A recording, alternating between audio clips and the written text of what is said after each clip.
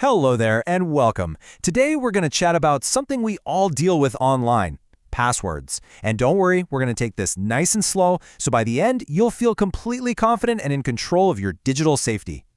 You know, if you've ever felt a bit confused, or maybe even a little worried about passwords, I really want you to know that you are not alone. That is such a common feeling. But the good news is, making them secure is actually much simpler than it sounds. We're here to clear it all up, one step at a time. All right, so here's our plan for today. First, we'll talk about what passwords really are, your digital keys. Then we'll get into how to build a strong one, and just as important, how to remember them without any stress. After that, we'll cover a few common mistakes to look out for, and we'll finish up with what to do if you ever forget one. We'll walk through it all together. Okay, first things first. Let's really get to the heart of what a password is. It helps to think of it less like some random word you have to remember, and more like a special tool that has a really important job to do.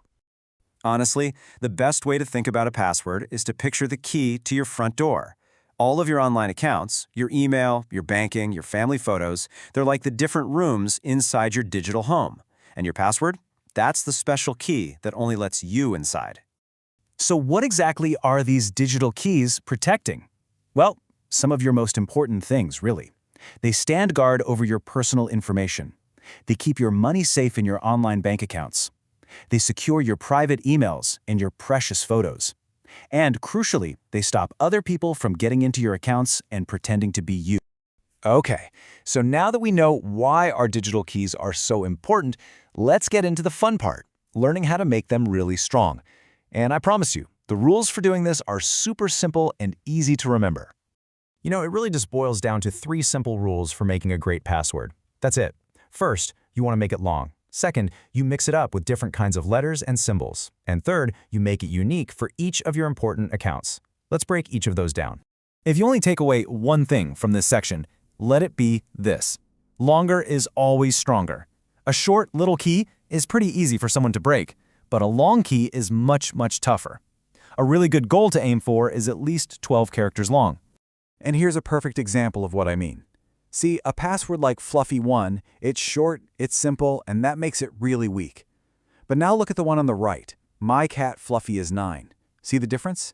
It's long, and it also follows that second rule. We've mixed it up. It's got capital letters, lowercase letters, symbols, even a number. That combination is what makes it a really strong key. Okay, so now comes the big question, right? I can almost hear you thinking, how on earth am I supposed to remember something that complicated? And that is a huge concern for everybody. So let's talk about a few simple, totally stress-free ways to keep track of all your keys.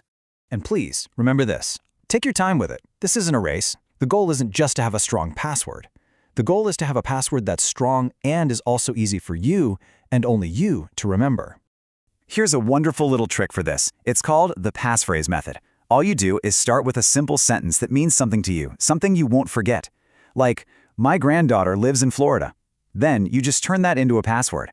Maybe you take the first letter of a few words, mix in some symbols, and suddenly that sentence becomes MGL-INFL. All of a sudden, you've got a password that's long, it's mixed up, and it's based on something you can actually remember. And I want to be really clear about this next part. It is perfectly okay to write your passwords down. The trick is just to do it safely. Get a little notebook and just keep it in a secure spot at home, somewhere like a locked desk drawer or maybe a small safe. The key is to just never, ever store it right next to your computer. All right, so knowing what to do is half the battle. Knowing what not to do is just as important. So let's quickly go over a few common mistakes that are really easy to avoid.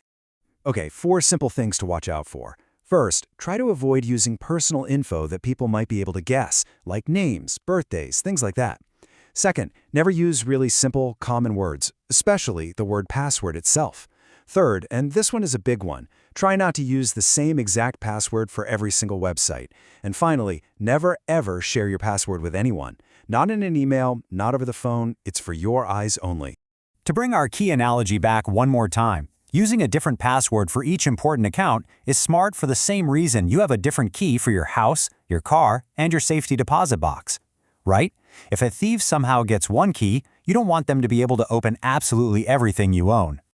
Oh, we have all been there. You sit down to log into something and poof, your mind goes completely blank.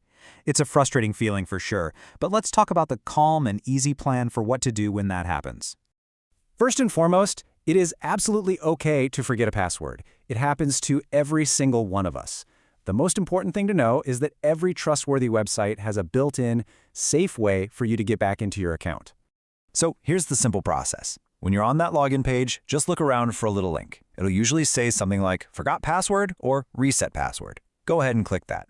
The website will then walk you through a few simple steps. Usually it just asks for your email address. Then you just pop over to your email, find a message from them with a special link, and that link will let you create a brand new password. It's designed to be safe and very simple.